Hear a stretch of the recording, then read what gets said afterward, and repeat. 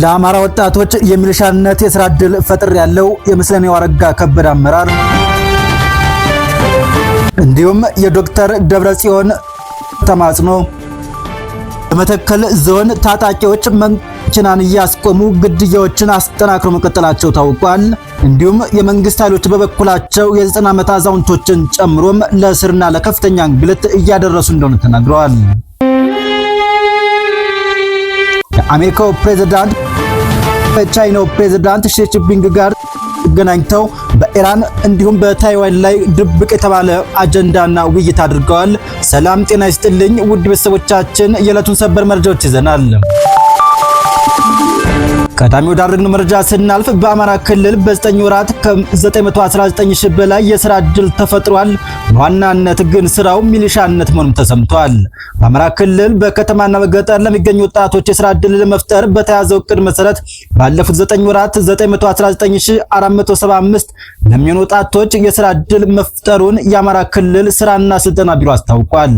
የክልሉ ስራና ስልጠና ቢሮ ኃላፊ ስቡ ገቢያው እንደገለጹት በመንግስት ልዩ ትኩረት ተሰጥቶት እየተሰራ ካለው ዘርፍ አንድ ወጣቶችን በተለያዩ የሥራ መስኮች ሥራ ዕድል መፍጠር ነው ሲሉም ተደምጠዋል። በዚህም በበጀት ዓመቱ 1,094,074 አዳዲስ የሥራ ዕድሎችን ለመፍጠር ታቅዶም ባለፉት 9 ወራት ከ919,475 በላይ ለሚሆኑ ዜጎች የሥራ ዕድል መፈጠሩን አብራርተው ከዚህም የሥራ ዕድል ብለው የጠቀሱት ሚሊሻነት መሆኑም አነጋጋሪ ሆኗል።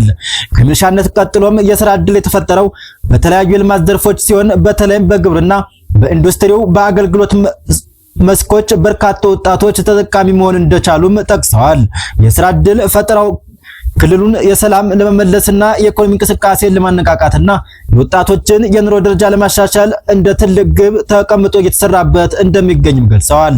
የ9 ወሩ አፈጻጸም ከዓመቱ ዕቅድ አኳያም ሲሰላ 83.89 በመቶ መድረሱን የጠቀሱት ኃላፊው በቀሪዎቹ ወራት ዓመታዊ ዕቅዱን ሙሉ በሙሉ ለማሳካት የሚያስችል አስፈላጊ ክትትል እየተደረገ መሆኑንም አመላክተዋል ሲሉም ተደምጠዋል። ለመሆኑ ለአማራ ክልል ወጣት የሚገባው የ2 ወር ስልጠና ወስዶም ሚሊሻነት መቀጠር እንደ ሥራ ዕድል ሊቆጠር ይችላልን? በዚህ ጉዳይ ላይ እርሶስ ምን ይላሉ? ሐሳቡን ያካፍሉን እያልን ወደ ቀጣዩ ርዕሳችን እናልፋለን። ዶክተር ደብረጽዮን በሳውዲ አረቢያ የሞት ፍርድ በተፈረደባቸው ኢትዮጵያውያን ተወላጆች ላይ ምሕረት እንዲደረግላቸው ተማጽነዋል።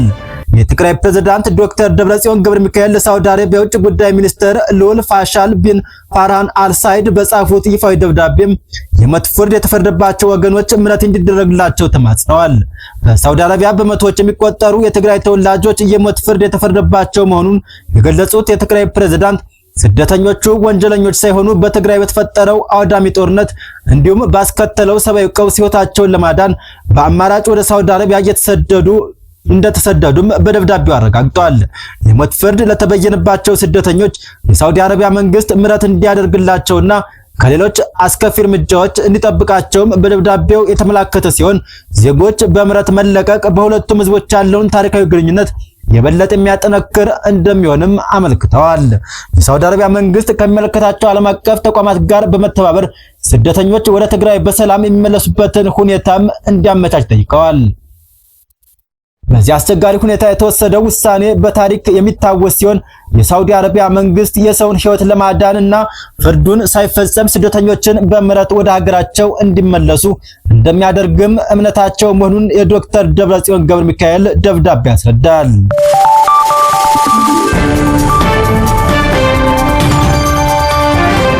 በመተከል ዞን በደረሰ ጥቃት ከ35 በላይ ሰዎች ህይወት መቀጠፉን እስካሁን ባገኘነው መረጃ ማረጋገጥ ችለናል። በቤኒሻንጉል ጉሙዝ ክልል መተከል ዞን ጉባ ወረዳ አፍሪካ ልማት እርሻ ተብሎ የሚጠራው አካባቢ ታጣቂዎች የፈጸሙት ጥቃት ከ35 በላይ ሰዎች ህይወት ማለፉም ተረጋግጧል። ጥቃቱ የተፈጸመው ከጉባ ወደ ግልገል በለስ ሲጓዙ በነበሩ አንድ የመንግስት ፒክአፕ እና 3 የህዝብ ማመላለሻ ተሽከርካሪዎች ላይ መሆኑ ታውቋል። በጥቃቱም በርካታ ሰዎች የቆሰሉ ሲሆን የሟቾች ቁጥርም ሊጨምር እንደሚችል ተነግሯል። ጥቃቱ የተፈጸመበት ስፍራም ከታላቁ የህዳሴ ግድብ 42 ኪሎ ሜትር ርቀት ላይ እንደሚገኝ ታውቋል። በተፈጸመ ጥቃት እስካሁን ባለው ሰዓት ህዝብን እናገለግላለን የሚሉ የመንግስት ሚዲያዎች ያሉት ነገር የለም። በሌሎች ሀገራት ሰው ሲታገት ሰበር ዜና እያሉ የሚያደነቁሩት መንግስታዊ መገናኛ ብዙሃን ምንም እንዳልተፈጠረ ጸጥ ማለታቸውም ብዙዎችን አሳዝኗል። ይህ በእንዲህ እንዳለ በቤኒሻንጉል ጉሙዝ ክልል መተከል ዞን ውስጥ የህግ በላይነት ክፉኛ መሸርሸሩንና ዜጎች ያለምንም ወንጀልና የፍርድ ቤት ትዕዛዝ በገፍ እየታሰሩ መሆናቸውን የአካባቢ ነዋሪዎች ተናግረዋል። በተለይም በግልገል በለስ ማረሚያ ቤት ውስጥ የ87 እና የ90 ዓመት አዛውንቶች እንዲሁም ያልተማሩ አርሶ አደሮች ከብሔራዊ መረጃና ደህንነት ቢሮ በመጣ ትዕዛዝ ነው በሚል ሰበብ ለረጅም ቀናት ያለምንም ክስ ታስረው እንደሚገኙም በላኩት መረጃ አረጋግጠዋል። የሰብአዊ መብት ጥሰቱን ምን ያህል አሳሳቢ ደረጃ ላይ እንደደረሰ የሚያሳየው ደግሞ የታሳሪዎቹ ማንነትና የዕድሜ ክልል ሲሆን ከፓይ ወረዳ መንደር 4 ቀበሌ ብቻ ተይዘው ከታሰሩት መሃል ወንድ የታደሰ መኮንን፣ አብይ የጥላሁን አካል፣ አዲስ የጥላሁን አካልና ሙሉ ዓለም ጌትነት አየለ የተባሉ አርሶ አደሮችና ቤተክርስቲያን አገልጋዮችም እንደሚገኙበት ታውቋል። ከነዚህም ባሻገር እድሜያቸው በእጅጉ የገፋ የ87 ዓመቱ አዛውንት አቶ አጁ ገበሽ ተገኘና የ90 ዓመቱ አዛውንት አቶ ልመና ቦጋለ ጀንበር አንዳችም የህግ ጥሰት ሳይገኝባቸው ከእስር ቤቱ ወለል ጋር ተላምደው እንዲኖርም ተፈርዶባቸዋል። እነዚህ አርሶ አደሮች ከእያንዳንዳቸው ከ6 እስከ 7 ልጆች የሚያስተዳድሩ ሲሆኑ አሁን ላይ የእርሻ ጊዜ ቢሆንም የሚያርስላቸው በማጣታቸው ቤተሰቦቻቸው ለከፍተኛ ኢኮኖሚና ማህበራዊ ቀውስ ተጋልጠዋል።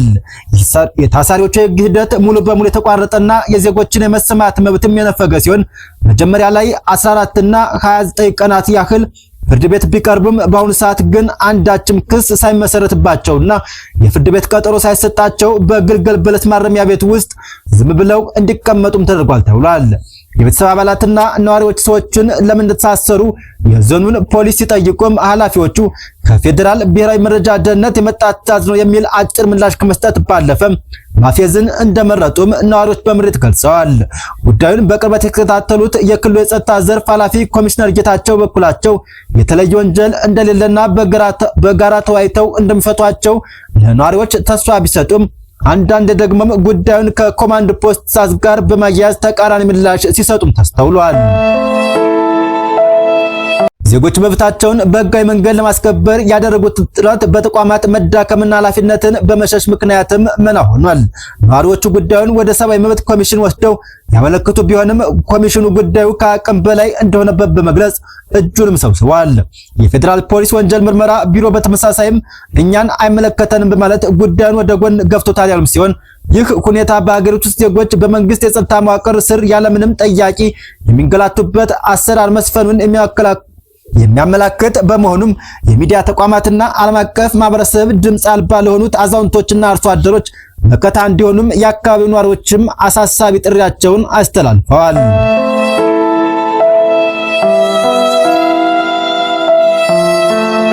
የቻይናው ፕሬዝዳንት ሺ ጂንፒንግ ሐሙስ ዕለት በቤጂንግ ከፕሬዝዳንት ዶናልድ ትራምፕ ጋር ባልደረጉት ስብሰባ በታይዋን ጉዳይ ላይ ጠንከር ያለ ማስጠንቀቂያ ሰጥተዋል። ጉዳዩ በአግባብ ካልተያዘም በሁለቱ ሀገራት መካከል አለመግባባቶችና ግጭቶች ሊፈጠሩ እንደሚችሉም ሺ ጂንፒንግ ማስጠንቀቂያቸውን የቻይና የመንግስት ሚዲያዎች ዘግበዋል። በጉባኤያቸው ወቅት ሁለቱ መሪዎች ካለፈው ዓመት የንግድ ጦርነት በኋላም የንግድ ግንኙነታቸውን ለማረጋጋት አልመዋል። በተጨማሪም አሜሪካ ከኢራን ጋር ስላለው ጦርነት እርግጠኛ ባልሆነ ሁኔታ ላይም እንደመከሩ ታውቋል። ነገር ግን ቻይና ታይዋን በአሜሪካና ቻይና ግንኙነት ውስጥ ቀዳሚ ትኩረት የምትሰጠው ጉዳይ መሆኑንም ግልጽ አድርጋለች። በዚህ የተካሄደው ይህ ስብሰባም 2 ሰዓት ከ15 ደቂቃ ያህል የፈጀ ሲሆን ዋይት ሃውስ ስብሰባውን ጥሩ ሲል ገልጾታል። በኋላም በተካሄደው ሀገር አቀፍ የራት ግብዣም የአሜሪካው ፕሬዝዳንት ዶናልድ ትራምፕ ሺ ጂንፒንግና ባለቤታቸው በመጪው ሴፕቴምበር 24 በዋይት ሃውስ አጸፋዊ ጉብኝት እንዲያደርጉም መጋበዛቸውን ተናግረዋል። በርካታ አሜሪካዊ ተቋማት መሪዎች በሁለትዮሽ ስብሰባው ላይ በከፊል መሳተፋቸውን ዋይት ሃውስ የገለጸ ሲሆን ትራምፕ እያንዳንዳቸውን እንዳስተዋውቃቸው የቻይና ሚዲያዎች ጠቁመዋል። እንደ ቴስላ ዋና ስራ አስፈጻሚ ኤለን መስክ፣ የኢንዶኔዥያው ጀስት ሃውስ እና ከኃላፊነት ሊለቁ የሆኑት የአፕሉ ቲም ኩክ የመሳሰሉት ታዋቂዎች ግለሰቦች በስብሰባው ላይ ተገኝተዋል። ቻይና ለዚህ ኩባንያ ቁልፍ ገበያም መሆኑም የታወቀ ሲሆን ዋይት ሃውስ ባወጣ መግለጫም ሁለቱ ወገኖች የአሜሪካ የንግድ ተቋማት ወደ ቻይና ገበያ ያላቸውን ተደራሽነት ማስፋትና የቻይናን ኢንቨስትመንት መጨመርን ጨምሮም በሀገሪቱ መካከል ያለውን የኢኮኖሚ ትብብር ለማሳደግ በሚቻልበት መንገዶች ላይ መወያየታቸውን አስታውቀዋል። ትራምፕና ሺ ጂንፒንግ ስለ ታይዋን ተወያይተው እንደሆነም ለቀረበላቸው ጥያቄም ሁለቱም ምላሽ ከመስጠት ተቆጥበዋል።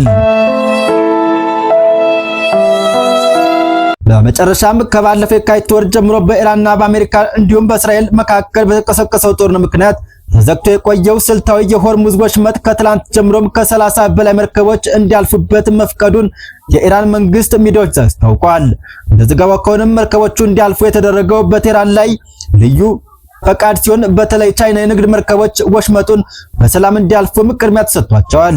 ውሳኔም የተላለፈው ቻይና ለኢራን መንግስት ባቀረበችው ጥያቄ መሰረት እንደሆነም የተገለጸ ሲሆን